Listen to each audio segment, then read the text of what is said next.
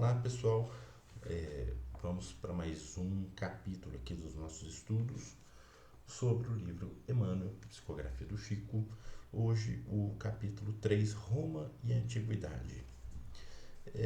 Antes eu queria comentar que o Emmanuel sempre foi muito criterioso em fazer críticas a movimentos religiosos.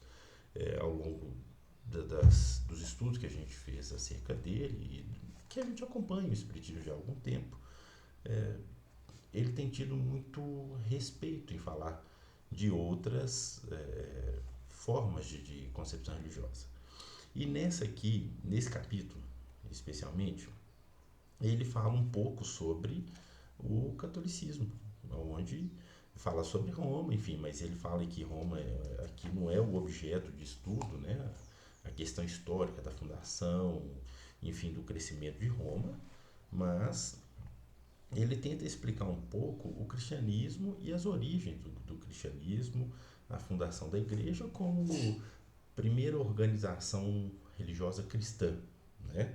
E a impressão que ficou depois da leitura do capítulo é de que o catolicismo, de certa forma, ele teve uma origem muito humilde, fraterna, amorosa, sublime, mas que com séculos, e aqui ele localiza a partir do terceiro, quarto século após Cristo, é, ela se torna uma organização eminentemente humana, apesar de várias exceções, mas a organização e a cultura propagada são absolutamente humanas, perdem a credencial divina, a simplicidade, o espalhar a fraternidade, o amor e a caridade.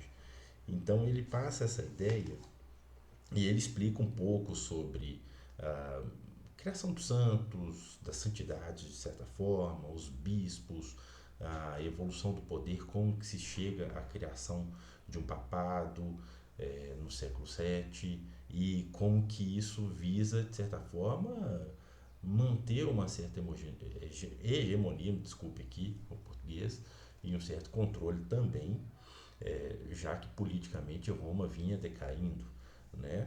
Mas ele localiza talvez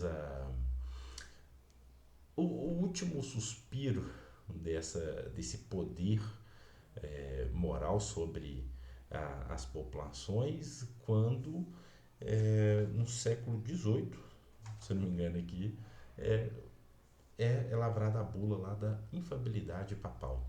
O Papa não erra, não importa o que ele faça ou fale. Como é inspirado por Deus, é correto, é justo e pronto, não há discussão. Mas ali ele coloca como o declínio, né? O fim, não sei se o início do declínio ou o fim, vamos dizer assim. Mas ele localiza a igreja como uma organização política. E, e a gente estudando em história, independente aqui dos estudos espíritas, nós percebemos isso. A igreja, enquanto organização, tá? A gente não está falando enquanto a fé também é manipulada para isso, enfim, em tudo que gira em torno da igreja, mas ela sempre teve ao lado do poder humano, de certa forma, seja conduzindo, ou seja participando de alguma forma. Então, por isso ela sobrevive. Ele coloca aqui o Vaticano sobrevive há tanto tempo. Agora, ele também coloca que à medida que o mundo se espiritualiza e que nós passamos por evoluções do pensamento, do sentimento, e esse Vaticano não para de pé, porque, como ele diz aqui, apesar de alguns poucos benefícios relegados à humanidade, ainda há um passado de iniquidade muito grande enquanto instituição.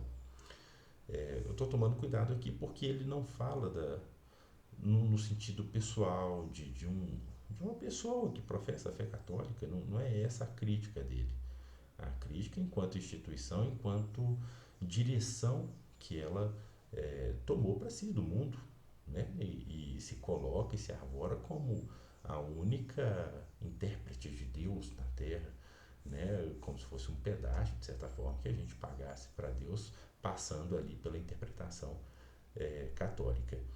E ele até chama atenção, e ele faz aqui analogias da Trindade com a simbologia brâmica, dos três deuses, e que, dada as nossas precariedades para entendimento das verdades divinas, Deus, Jesus, nos passa ensinamentos e, enfim, todos os propósitos através de símbolos.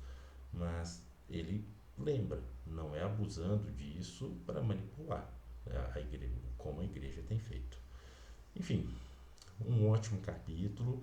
Fica a mensagem de que a instituição é uma instituição humana, como qualquer outra, infelizmente, com muitos característicos primitivistas humanos, vamos dizer assim, e que cabe a gente, num século depois de Kardec, né, quando ele trata de século das luzes, e onde a razão começa a ter mais espaço, não é renegar o sentimento a segundo plano, mas aliar sentimento e razão.